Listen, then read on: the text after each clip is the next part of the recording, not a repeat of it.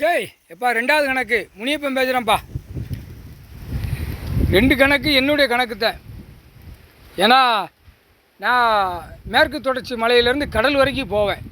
நான் எங்கெங்கே உட்காந்துருக்குங்கிறது ஈசன் சொத்து, சிவன் சொத்து, சிவன் பூமி சொத்தை எல்லாம் அந்தந்த இடத்துல நான் உட்காந்துருப்பேன், காவல் காப்பேன். இந்த மானிட போய் அழிச்சு வச்சுட்டான்.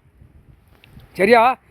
7 ஜென்மமாக நீ சாட்டியில் அள்ளலை, இந்த ஜென்மத்தில் அள்ளுத. சரியா? என்னென்ன கணக்கு போட்டாரோ அந்த 5 அறிவுகள் உள்ள விலங்குகள் பறவைகளுக்கு உள்ளதை திருப்பி இவங்களுக்கு கொடுக்காரு மானிட பிறவிக்கு. புரியுதா இல்லையாப்பா? பண்ணி என்ன சாப்பிடும்?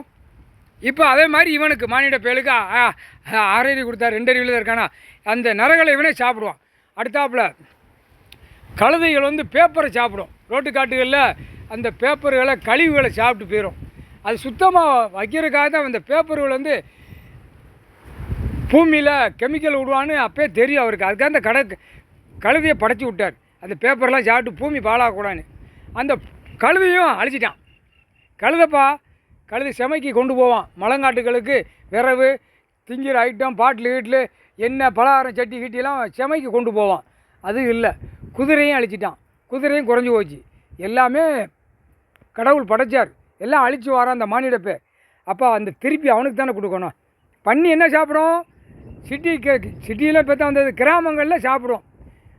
மானிடப்பை இட்டதை அது சாப்பிடும். இப்போ பண்ணி மாதிரி இவன் சாப்பிடுவான், திருப்பி விடுவார், சாப்பிடுவான். காலையில் 5 மணிக்கு எழுந்திரிச்சு எங்கே கிராமங்களில் ஓரத்துக்கால எங்கே கிடக்குன்னு வண்டியில் வருவான், இறங்குவான், சாப்பிட்டு போய்கிட்டே இருப்பான். அப்போ பண்ணிக்கு என்ன கொடுப்பாரு? பூமியில் விளைஞ்சதை இயற்கை சாப்பாடு கொடுக்காரு. அது இயற்கை சாப்பாடு சாப்பிடுது. இவனுக்கு மாற்றி திருப்பி அமைச்சிட்டார் மானிட பயலுக்கு. கழுதை பேப்பர் சாப்பிடுதா, அந்த பேப்பர் பணம் பேப்பரை என்ன செய்தார்? இப்போ ஐயா திருப்பி விட்டார். அங்கங்கே வீட்டுகளில் நோய்க்காடில் காலு கை இழுத்து கிடக்கும், கோணில் கிடக்கும், துடைக்கிறதுக்கு ஒன்றும் இராது. தண்ணி இருந்தால் தானே கழுவான், தண்ணி இல்லாமல் ஆக்குவார். அது சொல்ல முடியாது, எந்த நேரம் எந்த நிமிஷம் என்ன ஆக்குவார்னு தெரியாது.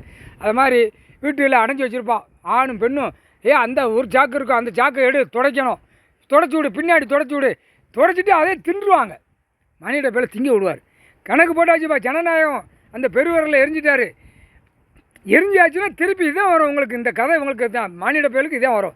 திருப்பி விடுதாரு. முக்கால் சத்தியம் கடவுளால் தான் முடியும்ப்பா. முக்கால்